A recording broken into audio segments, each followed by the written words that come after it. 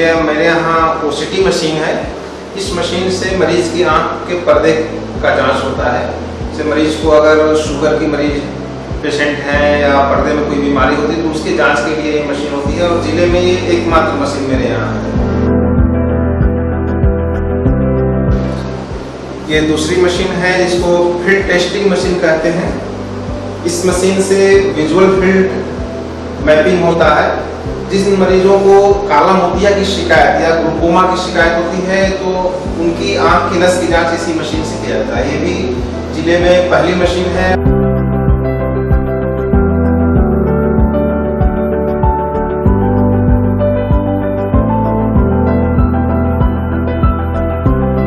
ये laser machine है।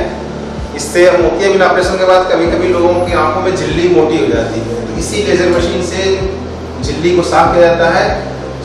Laser साफ करने के बाद अच्छा दिखने लगता है।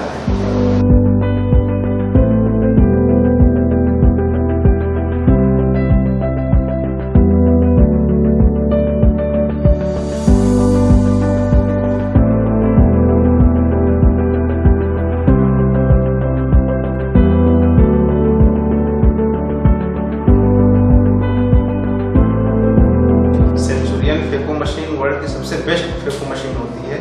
इस मशीन की खास बात यह है कि ये बहुत कम एनर्जी से मोतियाबिंद को पानी में बदलकर शक कर लेती है और मोतियाबिंद अगर बहुत हार्ड हो गया है तो भी ये मशीन बहुत एफिशिएंटली काम करती है और आँख के दूसरे हिस्सों को बिना नुकसान पहुंचाए, स्पेशली कॉर्निया को बिना नुकसान पहुंचाए मोतियाबिंद को इमल्सिफाई करके शक कर लेती है।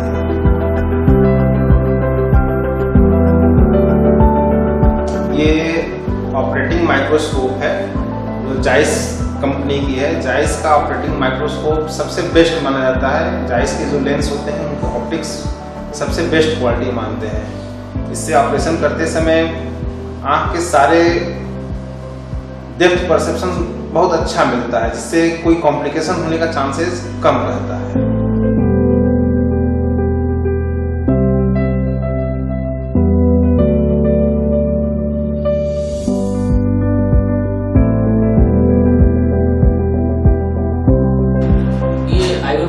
पावर कैलकुलेशन की सबसे बेस्ट मशीन है जो बायोमेडिक्स कंपनी बनाती है और इसका नाम लेनिस्टार है, जिसकी एक्यूरेसी अपने आप में बहुत ही मायने रखती है, क्योंकि लेंस लगाने में आईवल कैलकुलेशन ही मेन होता है जो मरीज को ये बताता है कि मरीज में किस तरह के लेंस को प्लांट किया जाए, जिसकी वजह से उसको डिस्टेंस विजन, नियर विजन या फिर जो भी रिफ्रैक्शन में करेक्शन हो वो पहले हम लेंस लगाने से पहले चाहे तो उसको कर सकते हैं।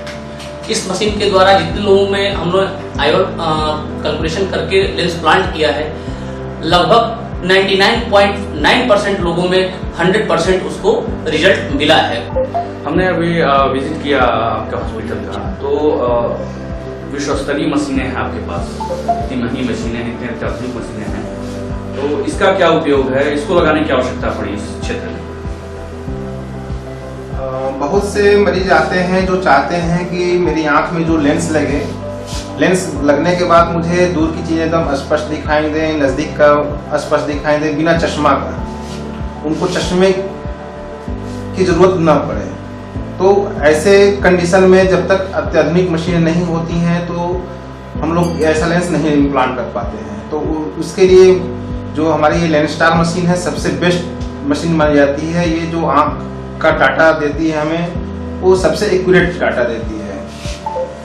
तो जब इस मशीन से हम डाटा आँख का मिलता है तो उसके अनुसार हम सजेस्ट करते हैं कि आप सिंपली मोनोफोकल लेंस लगवाइए, मल्टीफोकल लेंस लगवाइए।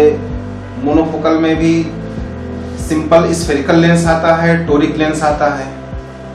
तो स्फेरिकल लेंस तो नॉर्मल मशीनों से भी इम्प्लांट हो जाता है, लेकिन टोरिक लेंस की जब बात आती है तो टोरिक लेंस के लिए इस मशीन का रहना बहुत जरूरी है। तो क्योंकि टोरिक लेंस में एक्सिस होता है, तो एक्सिस जो मशीन सबसे अच्छी एक्सिस बताती है वही सफल होता है। तो आज तक हम लोगों ने इस लेंस के माध्यम से जितने भी टोरिक लेंस लगाए हैं, मल्टीफोकल लेंस लगाए हैं, सब में एक्सीलेंट रिजल्ट्स मिले हैं। डॉक्टर साहब, ये टोरिक लेंस और मल्टीफोकल लेंस, इसमें क्या अंतर है? लेंसेज बेसिकली 3 तरह के होते हैं। एक स्फेरिकल लेंस होता है, टोरिक लेंस होता है। तो उसमें भी अलग अलग क्वालिटी होता है। जैसे एक होता है मल्टीफोकल लेंस और मोनोफोकल लेंस। मोनोफोकल लेंस का मतलब है कि या तो आप सिर्फ दूर का देख सकते हैं या फिर सिर्फ नज़दीक का देख सकते हैं। मल्टीफोकल लेंस में आपको नज़दीक का भी बिना चश्मा का देख सकते हैं, दूर का भी देख सकते हैं। आँख की बनावट कभी कभी ऐसा होता है कि उसमें सिलिंड्रिकल नंबर की भी आवश्यकता पड़ती है। जब सिलिंड्रिकल नंबर की आवश्यकता पड़ती है तो ऐसे आँखों को करेक्शन के लिए टोरिक लेंस की ज़रूरत पड़ती है। तो टोरिक लेंस लगता है तो ऐसे मरीज बिना चश्मा का दूर का और नज़दीक का दोनों देख सकते हैं मल्टीफोकल टोरिक लेंस में। तो मेनली अंतर यही होता है। Toric lens quality of vision काफ़ी अच्छी रहती है।